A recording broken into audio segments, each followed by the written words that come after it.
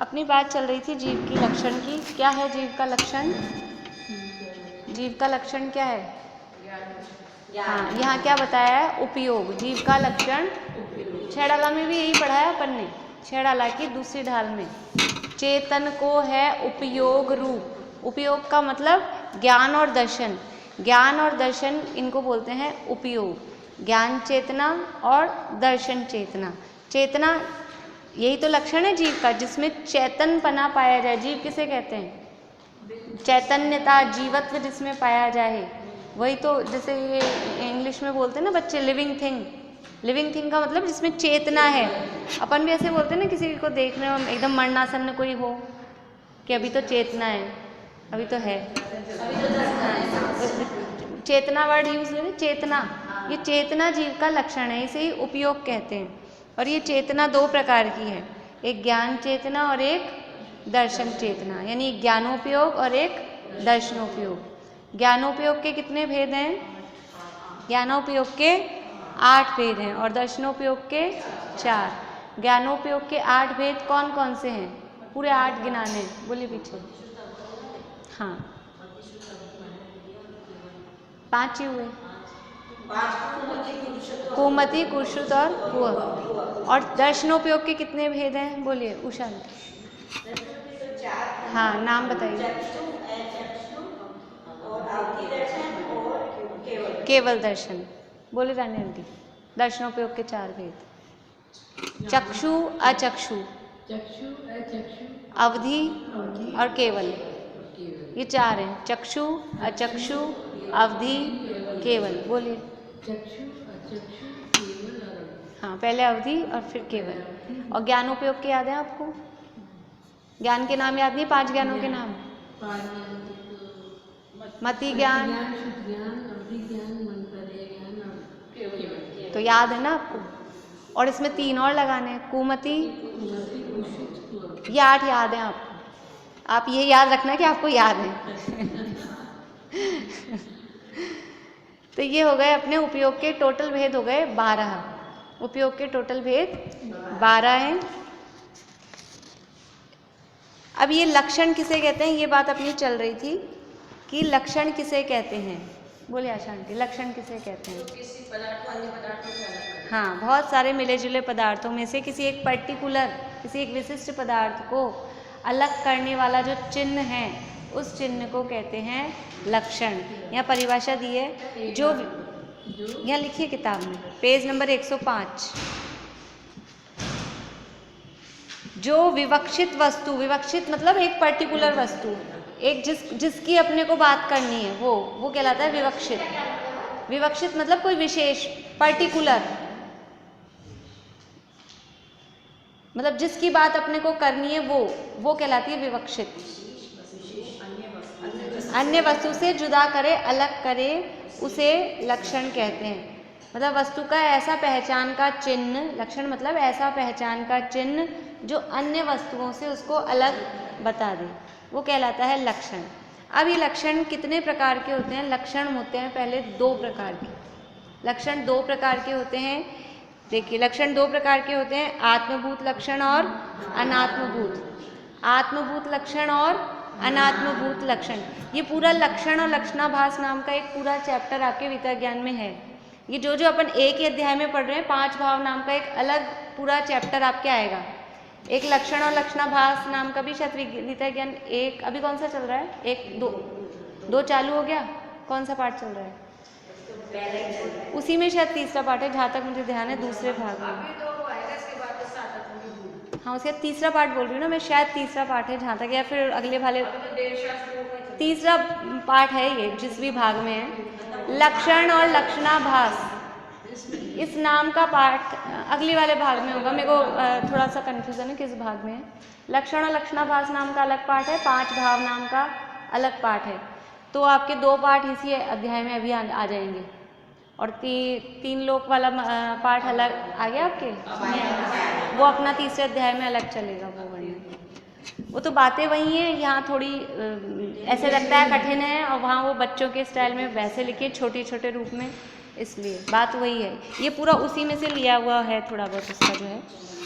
तो लक्षण दो प्रकार के होते हैं, एक आत्मभूत लक्षण और एक अनात्मभूत। कौन कौन से?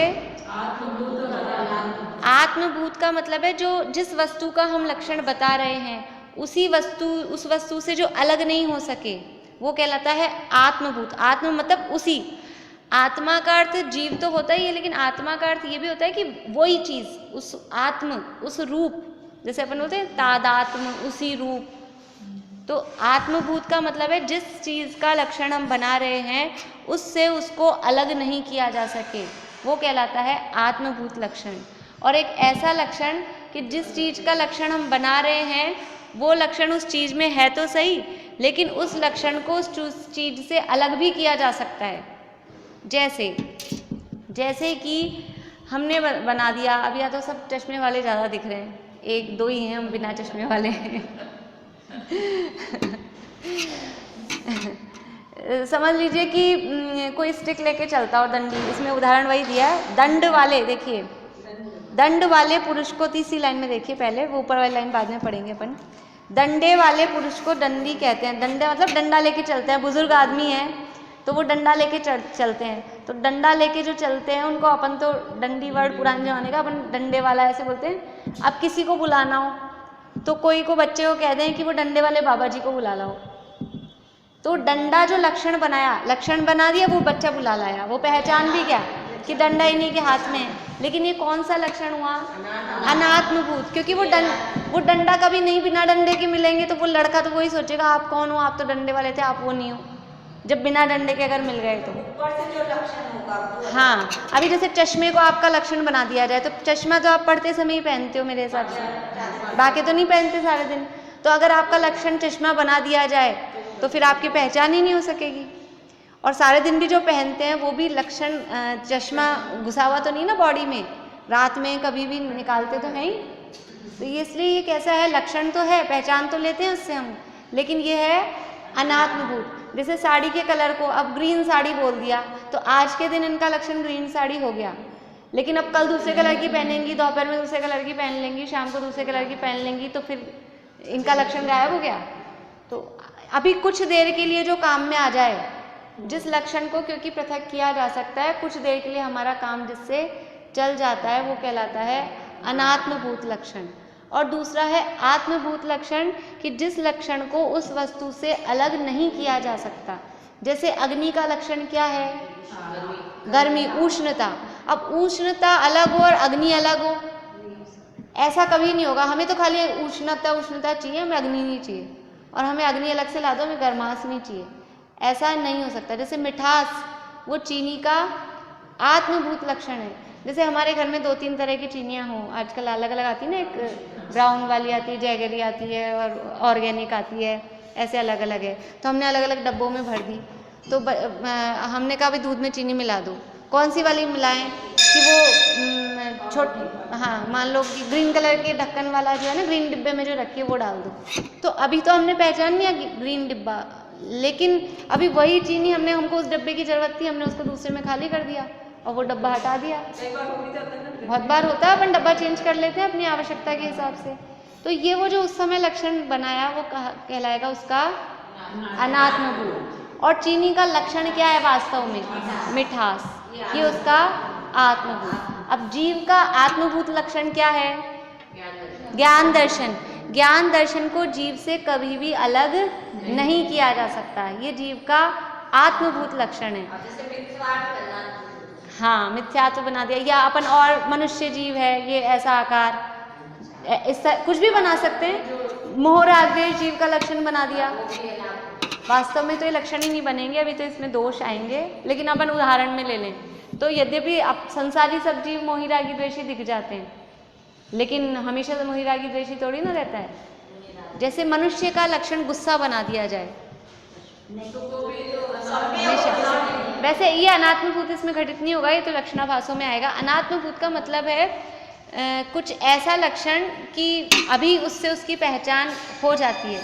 जैसे कि जीव का लक्षण, पर उसमें दोष ही आएंगे सब में। जीव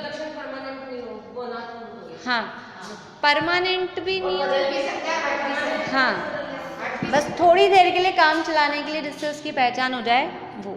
अब ये जो लक्षण है ये समझ में आ गया दोनों, आत्मभूत और अनात्मभूत। जैसे कभी अपन चप्पल से पहचान करा देते हैं, कभी अपन कपड़ों के कलर से, कभी गाड़ी से ही उस गाड़ी, हाँ हाँ चाल, चाल देखिए चाल आत्मभूत है कि अनात्मभूत है? चाल तो आत्मभूत में आएगी, चाल तो व्यक्ति की वही रहेगी, वो बात अलग है।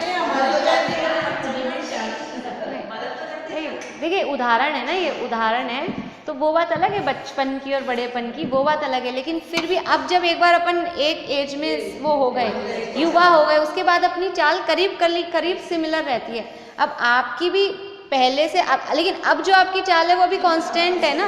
अब पीछे से आपको देखने वाला समझ जाएगा चाल से रानी आंटी है, इसलिए वो चाल तो हाँ बॉडी का है वो, क्योंकि वो शरीर के अंदर ही है, चाल है, आवाज है, ये तो आत्मभूत, अभी इस मनुष्य शरीर का आत्मभूत कहलाएगा।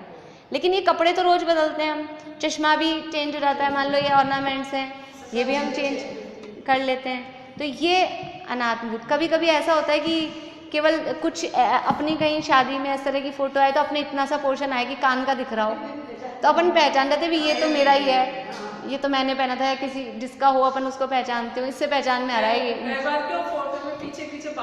हाँ बाल पेपर वगैरह में जब आती है ना, कहीं मान लो महाराज का कुछ ऐसा प्रोग्राम हो रहा है और न्यूज़पेपर में फोटो आए तो अपन अपने आप को भीड़ में ये मैं वही हूँ, देखो ये मैंने पहन रखा था, तो वो सब अनात्मभूत हैं।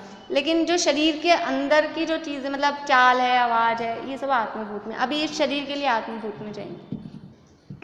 तो ये दो हो गए, दो तरह के लक्षण। अब ये लक्षण है ये निर्दोष होना चाहिए, लक्षण में दोष नहीं होना चाहिए, कुछ भी चाहे जो लक्षण बना दिया और फिर वो मतलब वो परफेक्ट सब में बैठ नहीं रहा हो, ऐसा नहीं होना चाहिए। तो ये लक्षण के संबंध में 3 दोष हो सकते हैं। लक्षण तो निर्दोष होता है, लेकिन लक्षण डिसाइड करते समय हम 3 दोष उसमें कर सकते हैं, हम ऐसे लक्षण बना सकते हैं जो 3 दोष, कोई सा भी उसमें से एक दोष उसमें लग सकता है। देखिए वो बात यहाँ बता रहे हैं, एक बार ये पढ़ लेते हैं अपन। उष्णता अग्नि का आत्मभूत लक्षण है, क्योंकि उष्णता अग्नि से कभी पृथक नहीं होती। डंडे वाले पुरुष को दंडी कहते हैं, दंडी पुरुष का दंडा लक्षण अनात्मभूत है, वह उससे कभी भी पृथक हो सकता है। यह अनात्मभूत लक्षण मात्र तत्काल का प्रयोजन सिद्ध करता है, मैंने कहा ना कुछ देर का हमारा प्रयोजन उससे सिद्ध हो जाता है, और आत्मभूत लक्षण सदा काम आता है। आप लोग अगर कॉपी बना रहे हैं मतलब तरीके से, तो ये अपन इसमें लिख सकते हैं अंतर, आत्मभूत लक्षण और अनात्मभूत लक्षण में क्या अंतर है। तो 2 अंतर तो हो गए डेफिनेशन का, और एक ये तत्काल काम आता है, ये सदा काम आता है। और उदाहरण लिख सकते हैं, उपयोग जीव का आत्मभूत लक्षण है, वह जीव की सदा काल रहने वाली पहचान है, वह जीव में सदा काल तो रहता ही है, साथ ही अन्य अजीब वस्तुओं में नहीं पाया जाता। मतलब लक्षण ऐसा होना चाहिए जो हमारे लक्ष्य, देखिए एक तो होता है लक्ष्य, लक्ष्य मतलब जिसका हम लक्षण बना रहे हैं उसको बोलते हैं इस यहाँ की लैंग्वेज में लक्ष्य। जिस वस्तु का हम इसका लक्षण बना रहे हैं तो ये कहलाएगा लक्ष्य, और जिससे इसकी पहचान कर रहे हैं वो कहलाएगा लक्षण। और इसके जो दोष नहीं हो, वो अगर इसमें कुछ दोष आ रहे हैं लक्षण में तो वो कहलाते हैं लक्षणाभास, वो शब्द भी आगे आने वाला है। इसका जब हम लक्षण बना रहे हैं और वो लक्षण परफेक्ट नहीं बन रहा, उस लक्षण में कोई ना कोई दिक्कत आ रही है, दोष आ रहा है, तो वो लक्षण कहलाता है लक्षण नहीं, लक्षणाभास। और ये क्या कहलाएगा, जिसका लक्षण हम बना रहे हैं वो कहलाएगा लक्ष्य। वो शब्द भी आगे आएंगे यहाँ।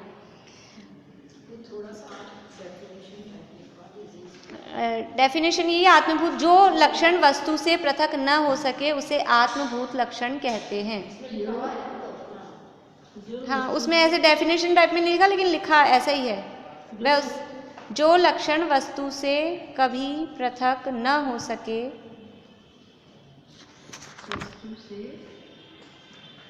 कभी पृथक न हो सके,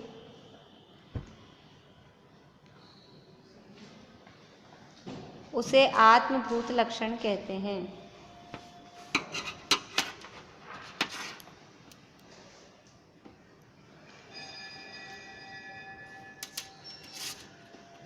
जो लक्षण वस्तु से पृथक हो जाए,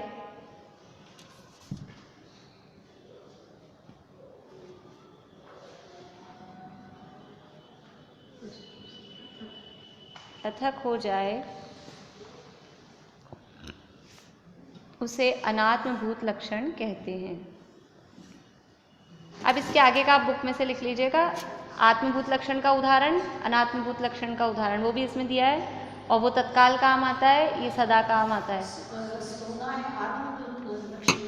किसका? किसका लक्षण? लक्षण किसका बना रहे हो आप? सोना तो पदार्थ है, सोने का लक्षण बताइए, किसका लक्षण बना रहे हैं? सोना, सोना अकेला ना लक्ष्य है ना लक्षण है, सोना तो किसका लक्षण बना रहे हैं आप? सोने का लक्षण बनाएंगे हम, सोना तो खुद एक पदार्थ है ना।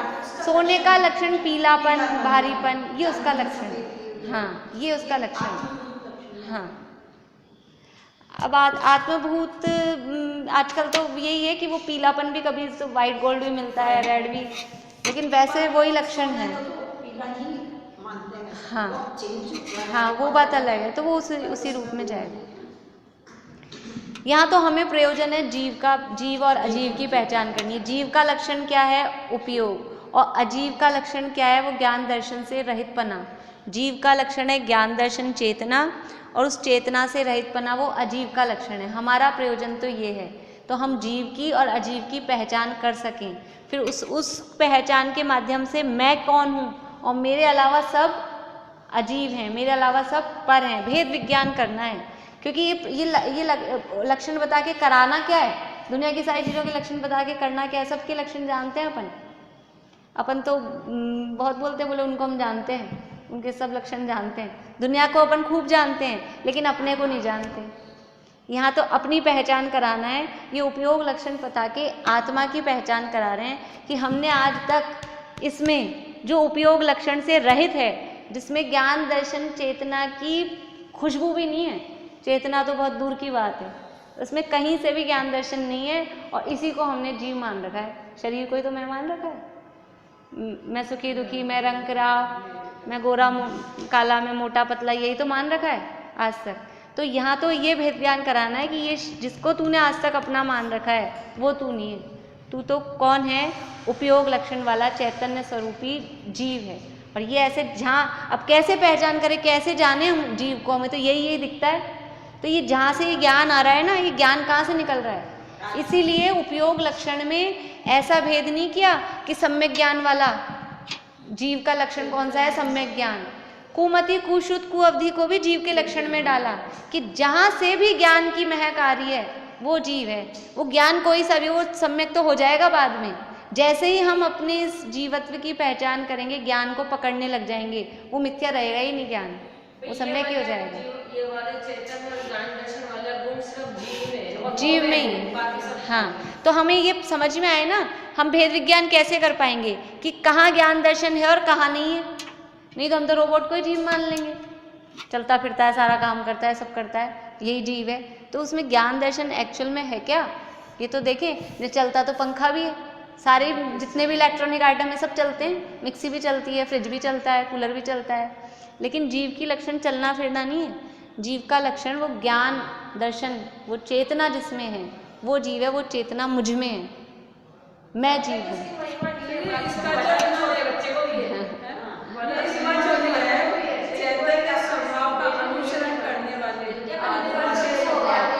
अनुसरण करने वाले मतलब चैतन्य स्वभाव रूप जो है, चैतन्य स्वभाव रूप जो आत्मा का परिणाम है, उसी का नाम उपयोग है।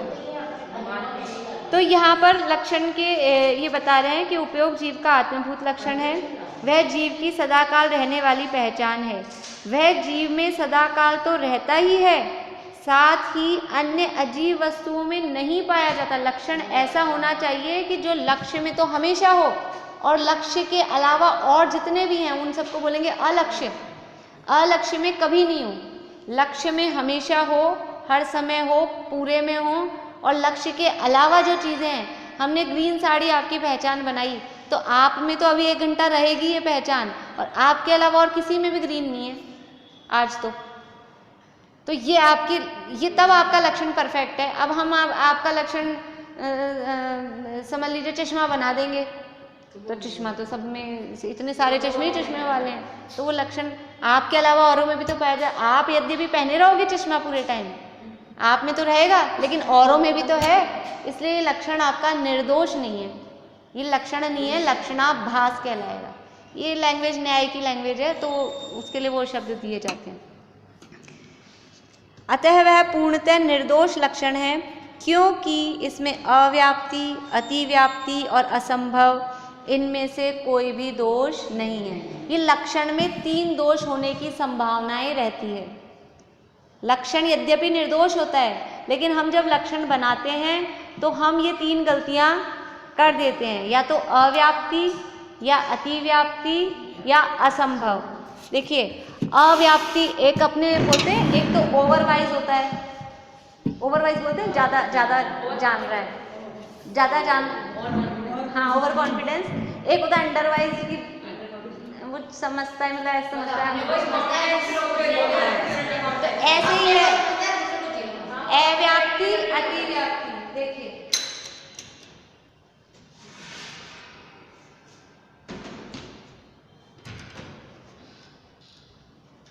ये मिटा दूं क्या, लिख लिया क्या? लिख लिया। ये क्या चीज था? ये जिनवाणी बोलियो की लास्ट में, वो क्या मुझे थोड़ी जल्दी रहती है ना, तो मैं फटाफट वही बोल लेती हूँ। तो जब लिख पाया होगा तो लिखवा दे कि आप लोग अपन सही बोल पाते हैं ना, इसलिए मैं याद तो लिखवा दिया। देखिए जैसे कि ये एक वस्तु है, ये एक वस्तु है ना। अब हमने कोई लक्षण बनाया उसका, लेकिन वो लक्षण जो हमने बनाया वो उसके इतने ही एरिया में आ पाया, बाकी का एरिया खाली रह गया। हमने जो लक्षण बनाया वो उसके इतने ही एरिया में आ पाया, इस एरिया में नहीं आया, तो ये क्या हुआ, कम आया। कम आया जिसको बोलेंगे अव्याप्ति। जो लक्षण लक्ष्य में संपूर्ण रूप से नहीं पाया जाए उसे अव्याप्ति लक्षण से, अव्याप्ति लक्षण कहते हैं। लिख लीजिए, इसमें है क्या परिभाषा? इसमें नहीं, लिख लीजिए। अभी वो आगे उसमें आएगा तो मुझे थोड़ा सा जैसे आप लोगों का मन, जैसे आप जो लक्षण संपूर्ण लक्ष्य में न पाया जाए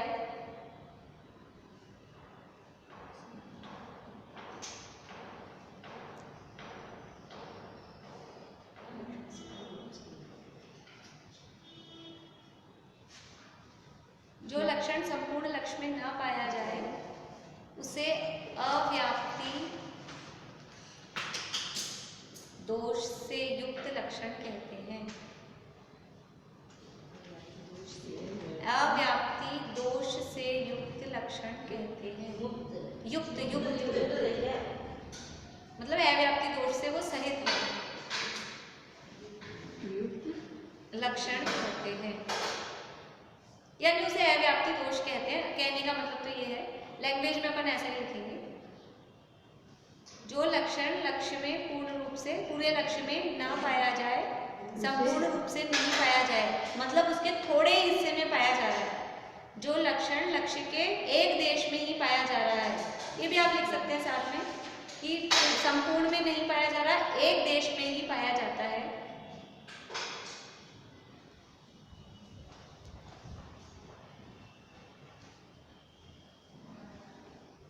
उसे अव्याप्ति कहते हैं।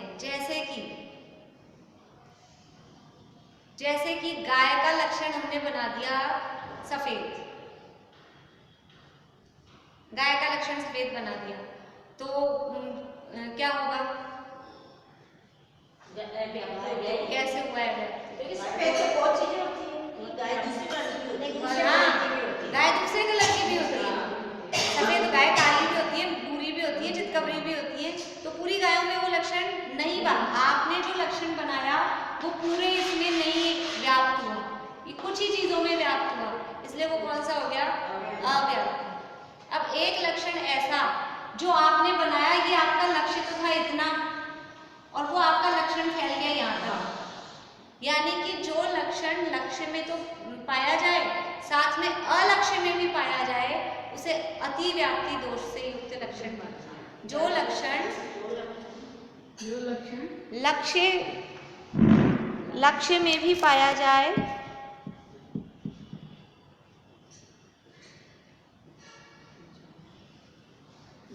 और अलक्ष्य में भी पाया जाए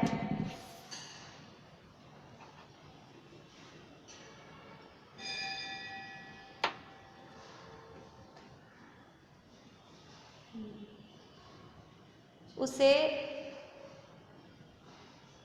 अतिव्याप्ति दोष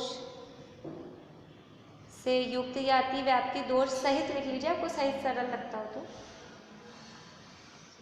से युक्त लक्षण कहते हैं।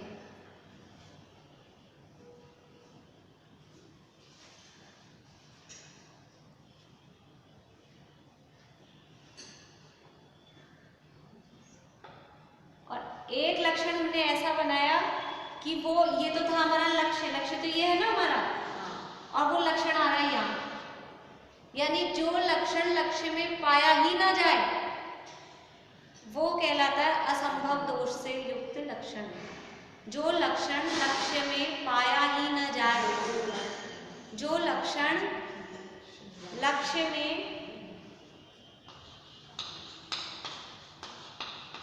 पाया ही न जाए उसे असंभव दोष से युक्त, उसे असंभव दोष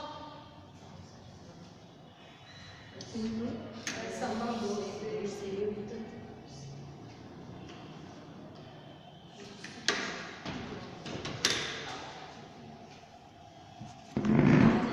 असंभव दोष से युक्त लक्षण कहते हैं।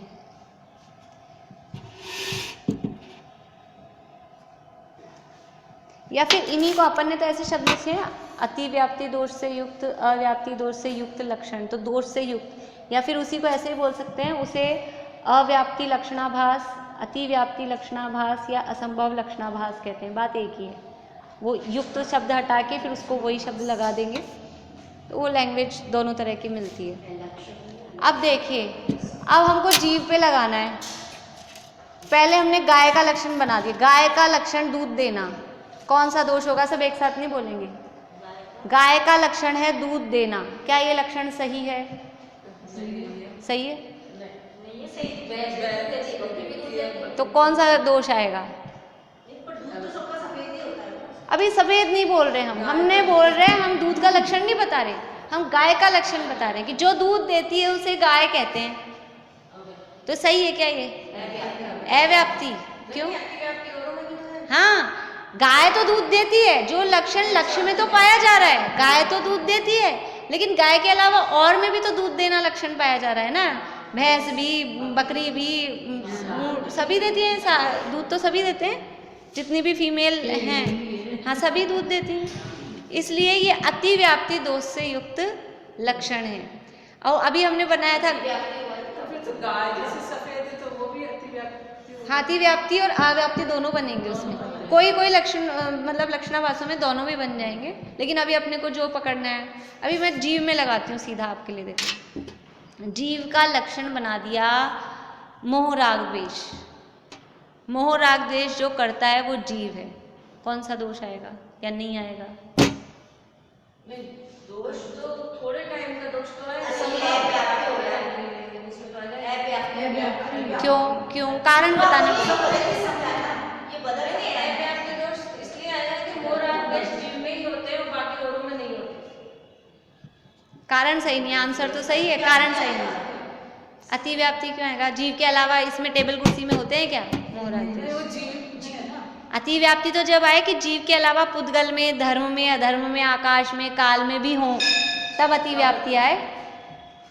आएगा तो अव्याप्ति, ये तो आपका सही है। कारण बताइए सही, कारण क्यों? क्योंकि एक देश में पाया जाता है, तो एक देश का जितने भी जीव हैं, देखिए अब सुनिए, लक्ष्य में पूरी तरह से पाया जाए, यानी जितने भी जीव हैं सभी जीवों में मोह राग द्वेष पाया जाना चाहिए। अगर मोह राग द्वेष जीव का लक्षण हमने बनाया है तो जितने भी जीव हैं सब जीवों में मोह राग द्वेष पाया ही जाना चाहिए। तो ऐसा है क्या? जितने भी सिद्ध भगवान हैं, जितने भी अरहंत भगवान हैं, वो जीव हैं या नहीं है? जीव तो हैं, पर उनमें मोह राग द्वेष होता है क्या? नहीं होता।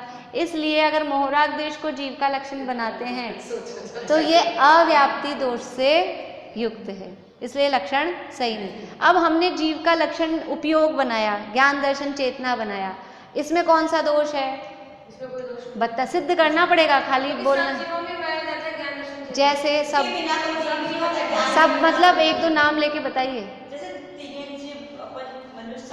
हाँ, सिद्ध भगवान में भी वही है, पृथ्वी जल अग्नि वायु, चाहे नारकी हो चाहे तिर्यंच हो, पृथ्वी काय को, अग्नि काय को, पेड़ पर, सब में ज्ञान दर्शन किसी भी अवस्था में हो, कभी भी हो, आज हो कल हो, तीनों काल में, त्रिकाल में, हर अवस्था में। और जीव में जो ज्ञान दर्शन पाया जा रहा है, ये मान लीजिए इतना जीव है जितना हमारे शरीर का आकार है, तो ज्ञान कहाँ पाया जाता है? यहाँ पूरे जितने आत्मा के प्रदेश हैं, हमें ऐसे कहते तो ऐसे ज्ञान। पैर में ज्ञान नहीं है क्या? कांटा लगता है तो कहाँ पता लगता है? पैर में लगा कांटा तो पता कहाँ लगता है? पैर में फील होता है ना। इसलिए जीव में भी सर्वांग में है, और जितने भी जीव हैं सब में हैं, और एक जीव में भी देखा जाए तो हर जगह वो ज्ञान गुण पाया जाता है। इसलिए ये ना इसमें अव्याप्ति है, ना अतिव्याप्ति है, ना असंभव। अभी जीव का लक्षण हमने बना दिया कि जीव का लक्षण जैसे ज्ञानावरण का पूर्ण उदय असंभव दोष हो गया, नहीं? वो लक्षण ऐसे हर किसी में नहीं लगाएंगे, पहले अपन को लक्षण बनाना पड़ेगा ना। ये ज्ञानावरण का पूर्ण उदय असंभव बात है, बात असंभव है, लेकिन ये लक्षण नहीं हुआ। लक्षण मतलब पहचान का चिन्ह। अब हमने जीव की पहचान का चिन्ह बना दिया कि जो आंखों से दिखाई देता है वो जीव है। ये जीव का लक्षण बना दिया कि जो आंखों से दिखाई देता है वो जीव है। तो क्या ये लक्षण सही है? क्यों?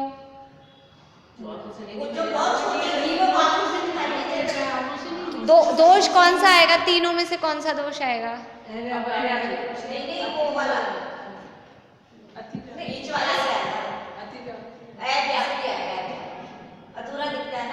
आप कुछ भी नहीं बोल रहे, समझ में ही नहीं आ रहा कुछ भी। इतना कठिन तो नहीं मेरे हिसाब से, तो बल्कि मतलब हमें तो इंटरेस्ट आता है इसमें लक्षण बनाने में। ये अपने को थोड़ा सा दिमाग चलाना है। जीव का लक्षण बना दिया आंखों से दिखाई दे, तो पहले हम ये सोचें कि आंखों से दिखाई देना ये किसका गुण है? हाँ, तो जीव आंखों से दिखाई देता है क्या? तो ये असंभव है, जीव आंखों से दिखाई नहीं देता। तो शरीर दिख रहा है ना, तो शरीर दिख रहा है। अब यही तो गलती है हमारी कि हम यही जीव माने बैठे हैं। जीव का लक्षण बना दिया अवगाहन देना, अवगाहनत्व जीव का लक्षण है। कौन सा दोष है? आपको दिख रहा है औरों को नहीं दिख रहा। अभी अवगाहन देना ये जीव का लक्षण है। कौन सा दोष है? अवगाहन देना, जगह देना। क्यों?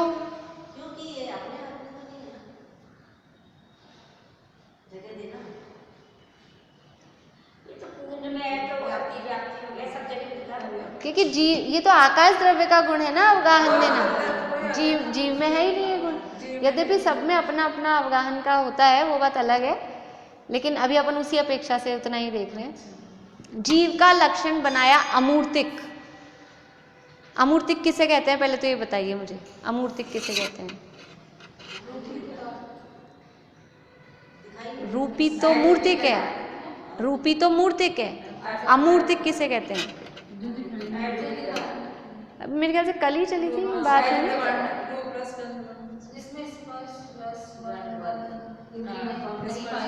उसे हाँ, जिसमें स्पर्श रस गंध वर्ण नहीं पाया जाए, यानी जो इंद्रियों से पकड़ में नहीं आए, उसे अमूर्तिक कहते हैं। अब आत्मा का लक्षण बना दिया हमने अमूर्तिक, तो सही है क्या?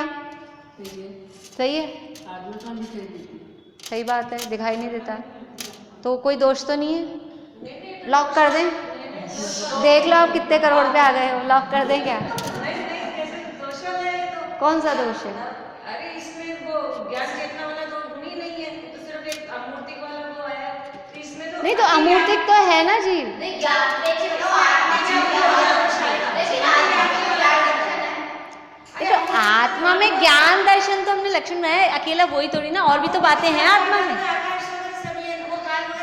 हाँ, अतिव्याप्ति दोष है। देखो आत्मा, इधर सुनिए सुनिए, आत्मा में ज्ञान दर्शन है, ये तो आत्मा का लक्षण है, लेकिन ज्ञान दर्शन के अलावा और भी तो गुण है आत्मा में, एक ही गुण थोड़ी ना है, अनंत गुण है। अनंत गुणों में से ज्ञान दर्शन को जीव का लक्षण बनाया, क्योंकि वो जो ज्ञान दर्शन है वो जीव में पूरे में सब में पाए जाते हैं, जीव के अलावा किसी में भी नहीं पाए जाते। लेकिन अमूर्तिकपना भी ऐसा गुण है जो जीव में पाया जाता है, जीव इंद्रियों से पकड़ में नहीं आता, जीव में स्पर्श रस गंध वर्ण नहीं होते, लेकिन फिर भी अमूर्तिकपना जीव का गुण होने पर भी उसको जीव का लक्षण नहीं बनाया। क्यों? क्योंकि इसमें अतिव्याप्ति दोष आता है, क्योंकि जीव तो अमूर्तिक है, सब जीव अमूर्तिक हैं, लेकिन जीव के अलावा धर्म द्रव्य, अधर्म द्रव्य, आकाश द्रव्य, काल द्रव्य, ये भी तो अमूर्तिक हैं। फिर अगर अमूर्तिकपना जीव का लक्षण बना दिया जाएगा तो वो सब भी जीव हो जाएंगे, ये भी जीव है, ये भी अमूर्तिक है। इसलिए अमूर्तिक कन्फ्यूज़न की बात नहीं है, थोड़ा सा आप एक बार समझ लेंगे ना, परिभाषा समझ लेंगे तो कन्फ्यूज़न नहीं है। जो लक्षण लक्ष्य में तो पूरी तरह से पाया जाए, लेकिन लक्ष्य के अलावा किसी में भी नहीं पाया जाए, लक्ष्य के अलावा किसी में भी नहीं पाया जाना चाहिए। दो बातें देखनी है हमको, लक्ष्य में पाया जा रहा है कि नहीं पाया जा रहा है। अगर लक्ष्य में पाया ही नहीं जा रहा तो कौन सा दोष आएगा? असंभव। अब लक्ष्य में पाया जा रहा है तो फिर ये देखना है कि पूरे पूरे लक्ष्य में पाया जा रहा है कि नहीं पाया जा रहा है। पूरे में पाया जा रहा है तो ठीक है, अब पूरे में पाया जा रहा है तो पूरे के बाद में और किसी बाहर तो नहीं फैल रहा, बाहर तो नहीं निकल रहा कहीं। अगर बाहर भी फैल रहा है तो वो है अतिव्याप्ति, और पूरा ही नहीं पड़ रहा, चद्दर लाए अपन वो गद्दे पे ही पूरी नहीं आ रही, गद्दा ही कवर नहीं हो रहा, तो वो हो गया अव्याप्ति। और इतनी बड़ी है कि दबाए बाद भी इतनी निकले ही जा रही है, तो अतिव्याप्ति। ऐसा नहीं, आप समझ ही नहीं रहे, प्रकाश अकेला कोई चीज तो ना, प्रकाश को आप लक्षण बनाओ, किसका लक्षण बना रहे हो? ये लक्षण की बात चल रही है, मतलब ये तो लक्ष्य, आप अकेला सोना अकेले ऐसे किसी द्रव्य को कुछ नहीं कह सकते, ये तो प्रकाश का लक्षण बनाओ आप, फिर हम उसमें देखेंगे भी किसी चीज़ का लक्षण बनाना पड़ेगा। हम जिस भी चीज़ को पहचानते बिना उनके लक्षणों के नहीं पहचानते। हम गाय का दूध है, हमारे घर में दूध आता है, हमारे घर में दूध आता है, जिनको थोड़ा एक्सपीरियंस होगा, मेरे हिसाब से आप लोगों को होगा, भगोनी में दूध रखा है, उस दूध को देख के पहचान जाते हैं गाय का दूध है कि भैंस का दूध है, कलर से पता, हम उसका लक्षण, तो उसका कुछ ना कुछ लक्षण हम जानते हैं ना, कि गाय के दूध की मलाई पीली आती है, भैंस के दूध की सफ़ेद आती है, उसकी खुशबू ऐसी होती है। तो ये जो लक्षण हमने बनाए हैं कुछ, ये चीज़ है। अब वो जो आपने जो उसका पहचान का चिन्ह बनाया है वो परफेक्ट है कि नहीं है? वो परफेक्ट है तो आपका जो आप जो गैस करोगे, जो आप, हाँ वो अनुमान है, यहाँ लक्षण की बात चल रही है, उसी फील्ड में आता है ये, न्याय में ही आता है ये, लक्षण और लक्षणाभास उसी चीज़ में आता है ये। थोड़ा आप लोग सोचना, कल थोड़ी सी और बात करेंगे अपन, आप लोग खुद अपने उदाहरण आप लोग सोच के आना, कल आप लोग मुझे एक अव्याप्ति का, एक अतिव्याप्ति का, एक असंभव का, सब अपने अपने अलग अलग उदाहरण देना। आप लोग खुद सोचोगे तो आप लोगों को खुशी होगी, चाहे लिख लेना आप ऐसे कॉपी में हल्का हल्का से लिखना कि इसका, लेकिन ऐसा नहीं हो कि बस प्रकाश, किस चीज़ का आप लक्षण बना रहे हो वो आपको देखना पड़ेगा। किसी भी, कोई भी एनिमल ले लेना, कोई वस्तु ले लेना, कोई भी चीज़ आप ले लेना, उसका फिर लक्षण। हाँ आप जैसे भगवान ने ये सर्वज्ञ तो हाँ और ये लक्षण है, तो ये तो लक्षण निर्दोष है। अब भगवान का लक्षण हमने बना दिया, मुकुट है कि विभूति है, तो ये इसमें आत्मभूत अनात्मभूत भी लगाएंगे, लग जाएगा, और अतिव्याप्ति अव्याप्ति ये भी लग जाएगा, बना सकते हैं, बहुत बढ़िया। इस तरह के कोई आप अपने खुद सोचेंगे ना, और खुद आप सोचेंगे और आपका भले गलत निकले सही निकले, लेकिन वो आपको फिर पक्का होगा। थोड़ा सा एक एक हल्का हल्का सा बस कॉपी में आप लिख लाइएगा तो आपको याद रहे कि ये करना है, क्योंकि थोड़ी सी एक्सरसाइज खुद ही करेंगे, मैं तो बहुत सारे बता दूंगी तो आप हाँ में हाँ मिला लेंगे, फिर सारा साफ हो जाएगा। इसलिए थोड़ा नहीं तो अपन करेंगे फिर यहाँ पे बात। चलो कॉपी में बना के लाए